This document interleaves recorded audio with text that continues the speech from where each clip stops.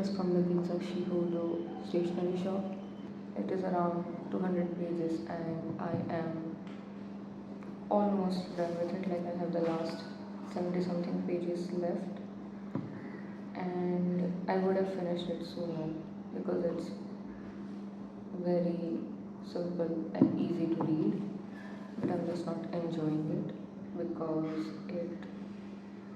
I don't know, it just seems like everyone in this book is an amazing person.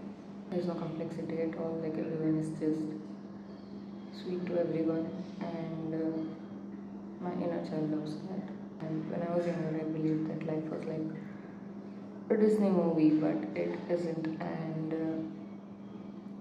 what I love about writing is that we can write about uncomfortable things.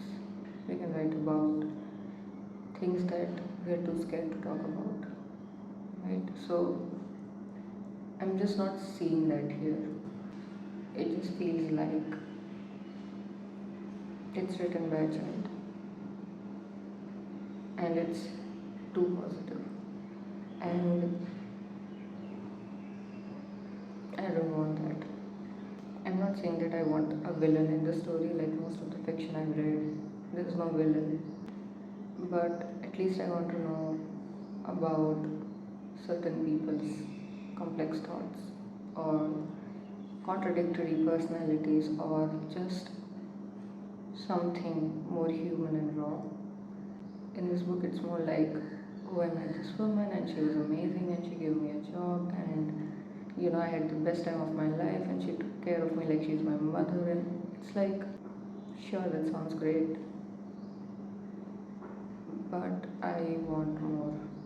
And there are 5 stories in this entire book.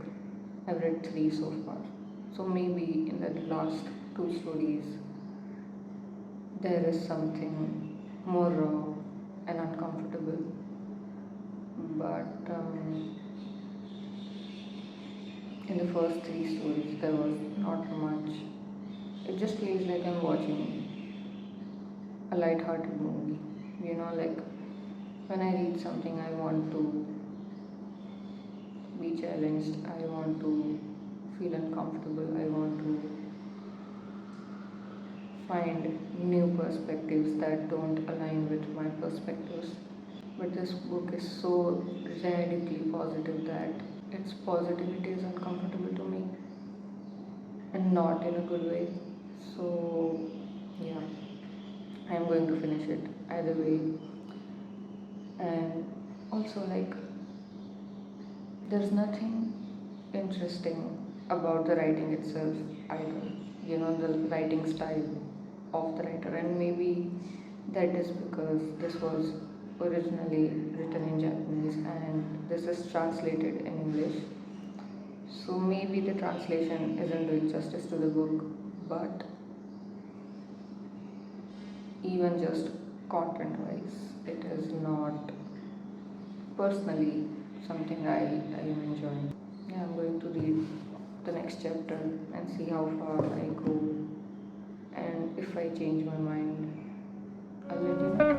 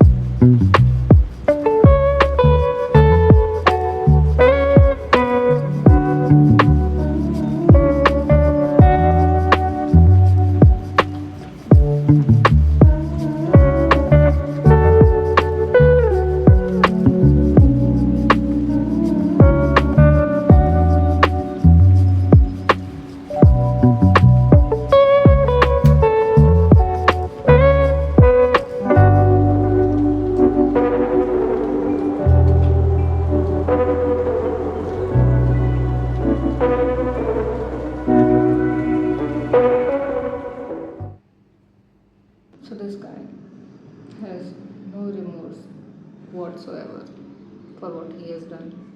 He does not give a shit about three of his ex-wives. Okay, he got married three times, he got divorced three times, and then he has four daughters. And at some point in the book, he says that I do not understand why I always get daughters. Bro, as a brown girl, I've seen people like this every day. Okay, every single time I step out of my house, I can find thousands and millions of people like this, and I do not want to read about people like that because I have no empathy whatsoever. And it just really fucking pissed me off. Like, how dare you say that? Hmm. So, his first wife died, the rich one, right? And then he's supposed to write a eulogy. So, he tells this whole story that I married her and then this, and she took care of the kids, and I was lazy and I did not pay attention. And then at some points, he also tries to justify his actions by saying that I had an absent father, which is very understandable, right? Like, the intention is what bothers me. He didn't say that to be like, okay, I realize that I'm a horrible father, and I think the reason must have been my absent father and the trauma I hold from that. His intention was not to give context about why he was a horrible father. It was to justify why he was a horrible father, and that is what I cannot just tolerate. I think that when you have toxic traits, when you have traumas, which every single one of us does, right? It is our duty to work on that so that we are better people to ourselves and we are better people to everyone around us. I get very easily angry, I get irritated very easily. I got irritated by this book, right? But that does not mean I can go around yelling at people. I really want to. I really, really want to. But I can't do that because it is not fair. Because they don't deserve it. Just because I'm angry, I cannot take it out on other people. So, if this guy is married, if this guy has kids, it is his responsibility to work on his traumas to be a better father. That is what we do for love. That is what we do for family, for friends, for people that actually matter to us. But he got married three times to very, very young girls, like people in their 20s, people in their early 30s, and he was like 40, 50 when he got married to someone that young. And then he did not learn a single thing. He asked the stationery shop owner to write a eulogy for his wife, for his first wife, from the internet. Like, just find something and print it out and give it to me. And I'm like, bro, do you not understand anything? Like, where is the self awareness? Actually, the self awareness was there. He was aware that he's a horrible person. He admits that 1,000 times in the whole story. He just never thought that my wife or wives or my children deserve a better father and a better husband, so I should try to make myself a little better as a person. So, yeah, I'm reading the last one now, and I've kind of lost hope. The first story in this book is amazing, it's so sweet. The first chapter in this book was the first time that I read something which was narrated by a guy, and it was so sweet, so heartwarming, and I thought that the whole book would carry that vibe. But the fourth story was just crazy. Like, we are in India. I can literally just step outside and meet men like that. So, yeah, really pissed me off. I'm just going to finish the book. because I have the last chapter.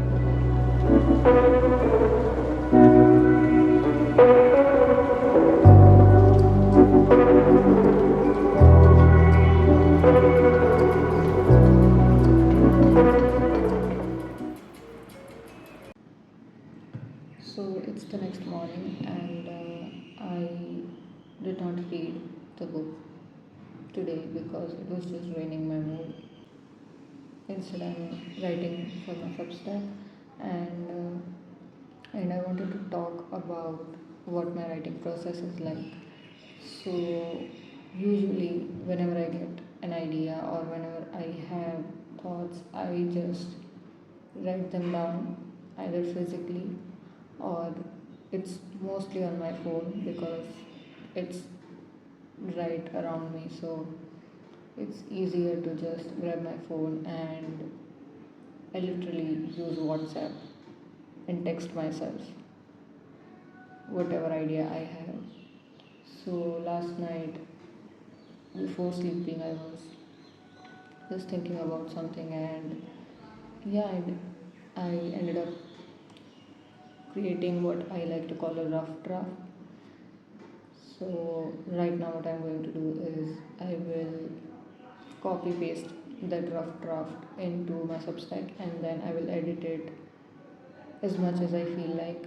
So, yeah, that's what my writing process is like. I have random ideas throughout the day and I just jot them down and then I edit them until it intuitionally feels like it is good enough.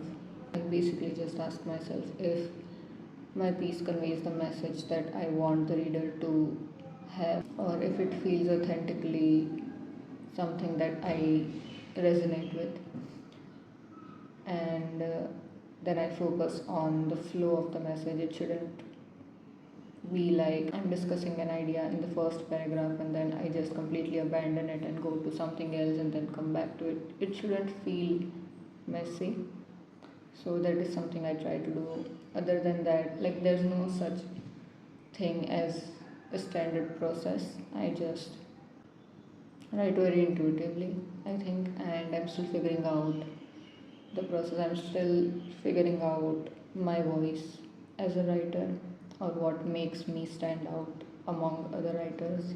I think one of the things that I absolutely love to integrate in my writing is honesty, and by that I mean that I just want to write something that I actually can stand behind. If I don't have the right thing to say, I would not write about it, or I would actually state that I don't know anything about this thing. So, for example, if someone asks me, how do I get through a difficult phase in my life, or how do I work on my mental health, earlier my first instinct was to give them advice that start meditating, start journaling, start this and that. And now I've realized that it's so much more complex than that. Like, journaling doesn't fix things, or just working out isn't going to fix anything. There's a whole range of things that we need to do in order to heal ourselves from something, and that process looks different for every single one of us. The timing is different for every single one of us. So I don't think that I have lived enough life to give objective advice. It's very subjective, it's very biased, it's based on my experiences, which is why I try to really just state whatever I feel instead of putting my experiences as lessons for other people, because, like I said, everyone's different and everyone needs different advice. Everyone copes in different ways, feels things in a different way. We can't have one solution for everyone's problem. So, I'm going to work on this piece. It has been a while since I posted on my Substack. Like, for some reason, I just wasn't finding the motivation. And I also started writing poetry. So I was really, really into it for a while, and I've just written a lot of stuff, but I just wasn't writing something that felt honest, that would go well on my Substack. I would link it down below if you're interested.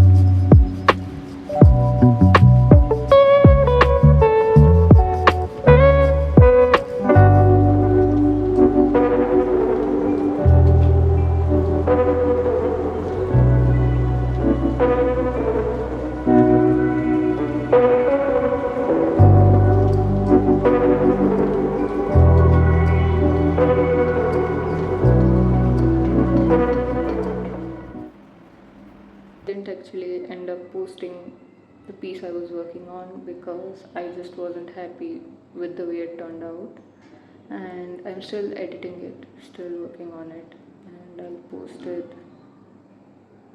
maybe tomorrow if I finish it. I just thought that it was dishonest, and I'm also thinking that I should maybe post every single draft. So the rough draft, the first draft, second draft, like the n number of drafts that I have, because I think it would be really interesting to compare the rough draft with the final draft. So yeah, maybe I'll post that as well on my Substack. And I don't know, I thought it would be interesting. Like, I'd love to read people's rough drafts or whatever idea that inspired them to write something or create something.